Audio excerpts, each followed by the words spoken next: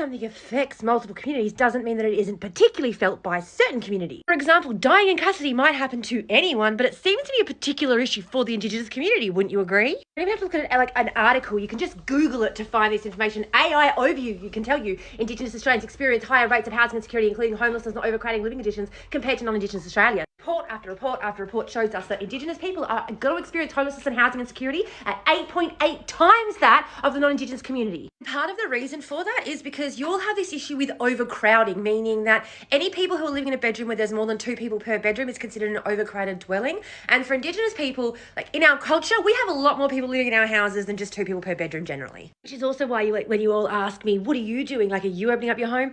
I'm Indigenous. When people saw me living in a tent, they probably saw a white woman living in a tent, but I am Indigenous. And yes, part of the reason I became homeless was because I was living with my mother in a 3-bedroom house with 11 people living in it previously. And that was overcrowded. And so we had to find other accommodation because culturally we do tend to just all lump in together when things get tough. Problem is no one wants to pay attention to an issue until it affects the white population. We have been dealing with this issue. I have been struggling with helping people with housing insecurity and homelessness for years, but no one started caring. We didn't start seeing this huge public outcry until it started affecting the white people. So yes, it might be a wealth issue, but it is also a race issue. And while we keep forgetting that, we are going to condemn our Indigenous people in this country to continue to feel the brunt of our housing crises.